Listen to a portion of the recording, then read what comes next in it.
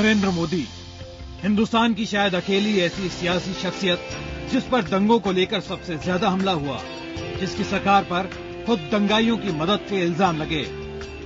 नरेंद्र मोदी हिंदुस्तान की शायद अकेली ऐसी सियासी शख्सियत जिसने दंगों के दाग के बावजूद तीसरी बार अपनी कमान में पार्टी को जीत दिलाई, जिसने विकास के दावों के आगे दंगों की राजनीति को शायद पीछे छोड़ दिया।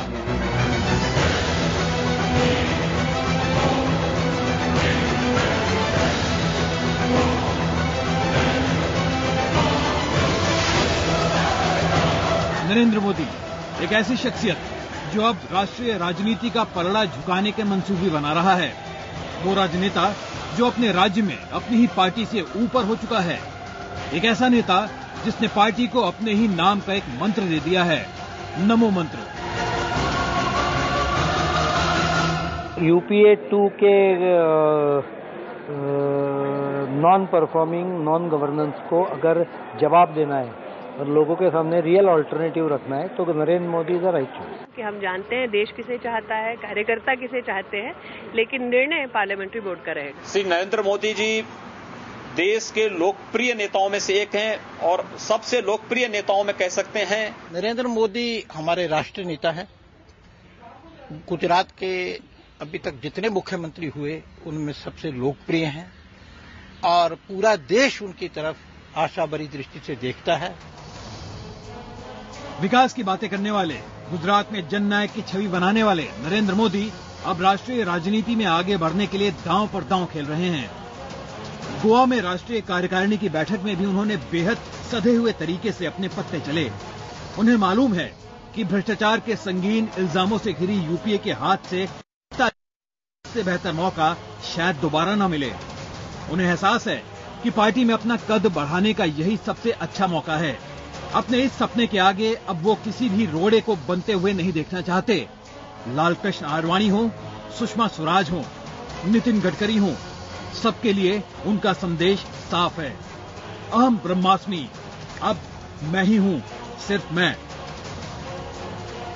हम बात कर रहे हैं नरेंद्र मोदी की, वही नरेंद्र मोदी जो बीजेपी के भविष्य की सबसे बड़ी उज्जवल उम्मीद है। गुजरात में लगातार तीसरी जीत के बाद अहमदाबाद में बीजेपी दफ्तर के सामने कार्यकर्ताओं के हाथों की ये तख्तियां आज भी अहम हैं। मोदी हिट ही नहीं, पीएम पद के लिए फिट भी हैं। ये तो ट्रेलर है, पूरी फिल्म 2014 में दिखेगी। अपनी इसी सियासी फिल्म के दौरान मोदी ये लगातार साबित करते रहे हैं कि लोकसभा चुनाव में वो राहुल गांधी के खिलाफ बीजेपी का सबसे ताकतवर मोहरा होंगे। 12 મહિના સુધી ઉત્તર પ્રદેશમાં ડેરા તંબુ નાખીને બેઠા હતા અને ઉત્તર પ્રદેશની જનતાએ કોંગ્રેસને વાળી ચોળીને સાફ કરી દીધી। कहते हैं ये भारत देश मधुमक्खी का छाता है, मधुपुड़ो છે मधुपुड़ो। मेरे कांग्रेस के मित्रों, आपके लिए यह देश मधुमक्खी का छाता हो सकता है। हमारे लिए यह देश हमारी मां है।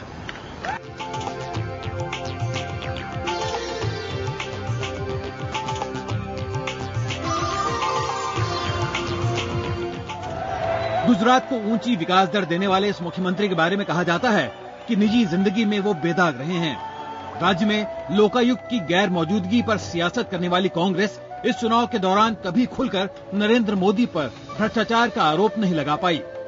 इधर मोदी नए जमाने की तकनीकों का इस्तेमाल कर नए जमाने को साथ देते रहे। 3D के जरिए चुनाव प्रचार, ट्विटर पर लगातार संदेश, गूगल प्लस के जरिए अमेरिका में रहने वाले गुजरातियों के साथ वीडियो कॉन्फ्रेंसिंग, साइबर वर्ल्ड की हर तकनीक का इस्तेमाल मोदी ने अपने पक्ष में किया। नतीजा ये कि मोदी के समर्थकों में ज्यादातर 25 साल से कम उम्र के नौजवान हैं।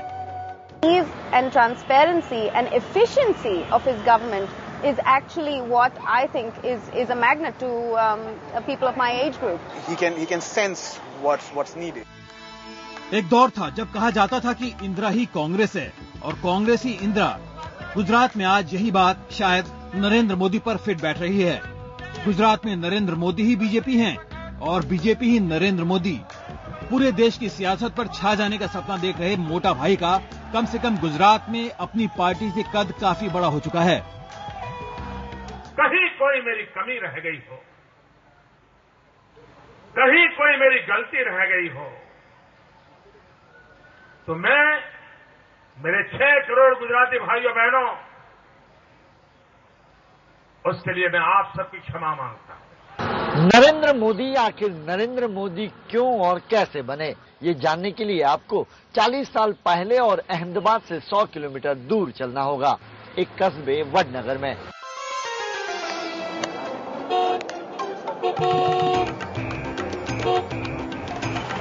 मोदी मेहसाणा जिले के इस छोटे से कस्बे की इन संकरी गलियों में जन्मे और फिर यहीं पले बड़े भी।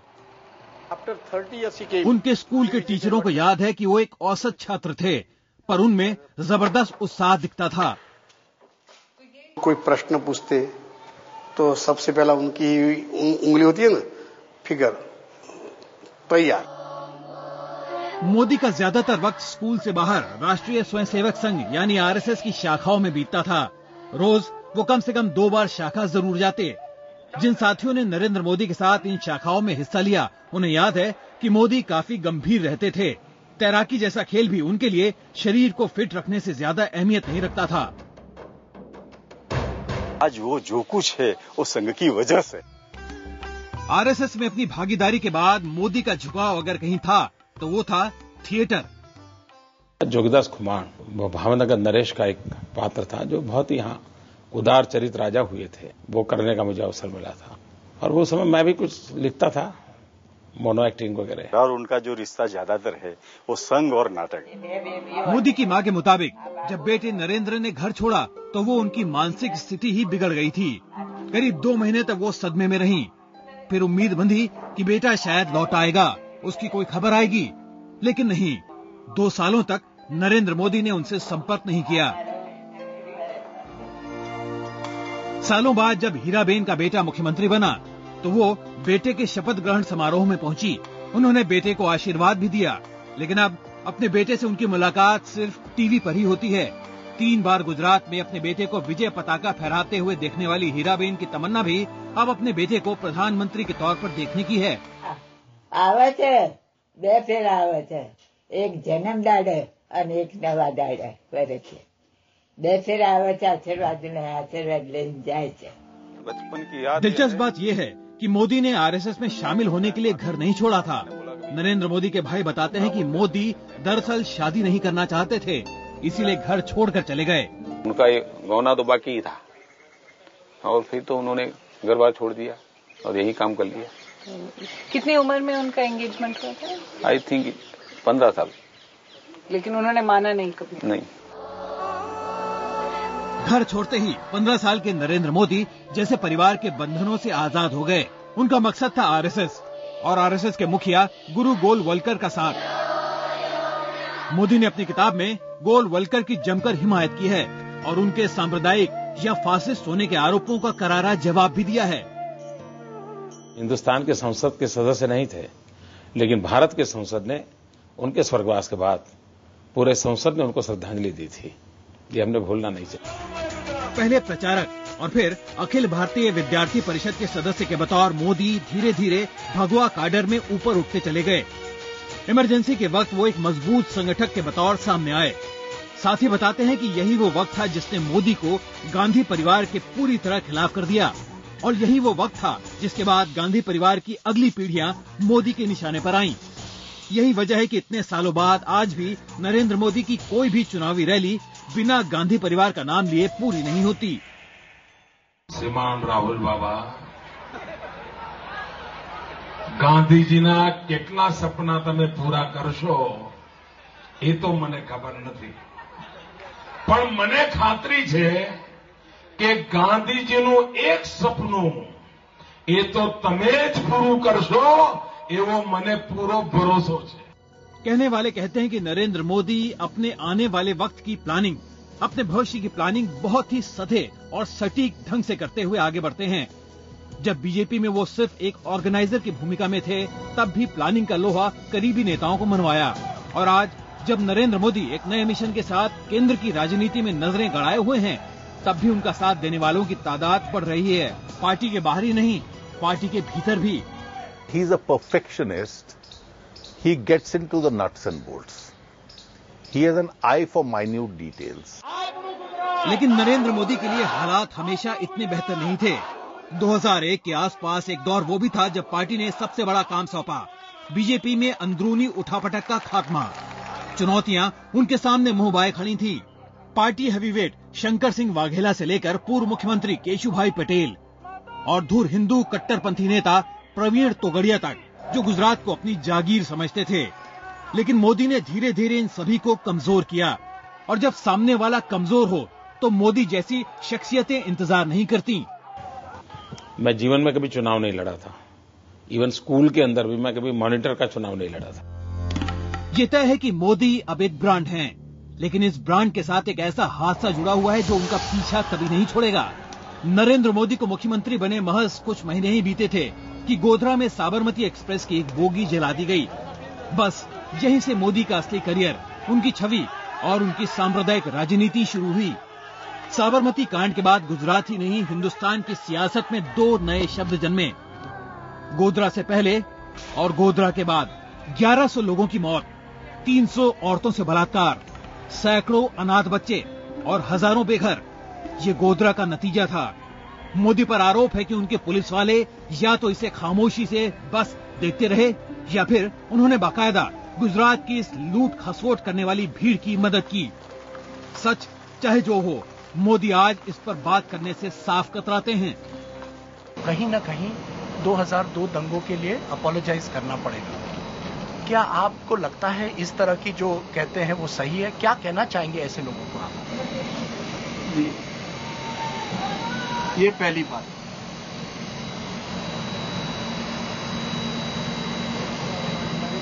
बहुत बहुत धन्यवाद भैया, काफी विस्तार से आपको आज इंटरव्यू दिया। आप उस सवाल का नहीं देंगे क्योंकि मैं आपका बहुत बहुत आभारी हूँ।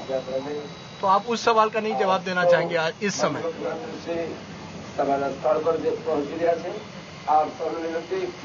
सर, वो जो छोटा सवाल था कि अगर नरेंद्र मोदी प्रधानमंत्री बनना चाहते हैं तो 2002 दंगों के लिए क्षमा दे दे और फिर आगे निकले और बड़ा बने। गोधरा बीत गया और इधर मोदी ने घातक चुप्पी अख्तियार कर ली। आरोप लगा कि मोदी के दिल में दंगों के शिकार मुसलमानों के लिए कोई सहानुभूति नहीं है, और इसी बात ने लोगों के दिलों में उनके लिए जबरदस्त नफरत पैदा कर दी। हालात यहाँ तक बिगड़े कि तत्कालीन प्रधानमंत्री अटल बिहारी वाजपेयी को उन्हें यानी मोदी को राजधर्म की याद दिलानी पड़ी। चीफ मिनिस्टर के लिए मेरा एक ही संदेश है कि वो राजधर्म का पालन करें। राजा के लिए, शासक के लिए प्रजा में भेद नहीं हो सकता। गुजरात दंगों को लेकर नरेंद्र मोदी के विरोधी भले ही उन्हें साजिश करता कहें या महज एक दर्शक, मोदी ने लोगों की सोच को पलटने में कामयाबी हासिल कर ली थी, और वो जल्द ही अपनी इस ताकत को पहचान भी गए। नतीजतन राज्य विधानसभा चुनाव में वो भारी मतों से जीत कर पहुंचे। अपने जबरदस्त हिंदू समर्थक अभियान के बाद मोदी अब हिंदू हृदय सम्राट के बतौर उभरते देखे गए। मोदी को यकीन था कि उनकी जीत उनके विरोधियों के मुंह पर ताला जड़ देगी, और फिर मोदी गुजरात में अपने काम पर जुट गए। इस बार मोदी ने अपनी क्षमता का इस्तेमाल गुजरात का ब्रांड स्थापित करने में किया। नारा था वाइब्रेंट गुजरात, लेकिन साथ ही वो खुद को राज्य के चीफ एग्जीक्यूटिव के बतौर पेश कर रहे थे। एक कट्टर प्रचारक और भगवा विचारक से लेकर बुरी तरह काम में डूबे चीफ एग्जीक्यूटिव और नेता तक, मोदी अब पूरी दुनिया को रिझाने में जुटे हैं। चीफ एग्जीक्यूटिव, चीफ मिनिस्टर ने 11 सालों में गुजरात की छवि बहुत बदल डाली। देश के बड़े से बड़े उद्योगपति अब गुजरात जाना चाहते हैं, बड़े से बड़े सितारे गुजरात जाना चाहते हैं। अंतर्राष्ट्रीय पत्रिका टाइम मोदी की फोटो कवर पेज पर छापती है। इंग्लैंड जैसा देश 10 साल बाद गुजरात के साथ कारोबारी रिश्ते सुधारने को मजबूर है। ये सारी बातें नरेंद्र मोदी एक एक कर अपने पक्ष में भुनाते हुए बखूबी चल रहे हैं। जब अमेरिका जैसा देश उन्हें वीजा न देने को लेकर अपनी सख्ती दिखाता है, तो मोदी इस अपमान को भी अपने हक में मोड़ते नजर आते हैं। आपका अमेरिका जाने का सपना हो सकता है, मेरा पूरी दुनिया के हिंदुस्तान में कतार लगा के खड़े हो जाए ऐसा देश बनाने का सपना। यकीनन पिछले एक दशक में नरेंद्र मोदी इकलौते ऐसा नेता होंगे जिसने दंगों को लेकर सबसे ज्यादा हमला झेला। लेकिन मोदी की जिद, उनका तेवर ही है कि आज तक दंगों को लेकर मोदी ने कभी हाथ नहीं जोड़े, कभी माफी नहीं मांगी। बीजेपी में अब राष्ट्रीय स्तर पर अपना कद, अपनी स्वीकार्यता बढ़ाने का सपना देख रहे नरेंद्र मोदी क्या दंगा पीड़ितों का दर्द कभी समझ पाएंगे? क्या माफी मांगने का साहस जुटा पाएंगे? ये अब भी बड़ा सवाल है। इस सवाल का जवाब आने वाले दिनों में शायद मोदी की ही नहीं, बीजेपी की भी सियासत को तय करेगा।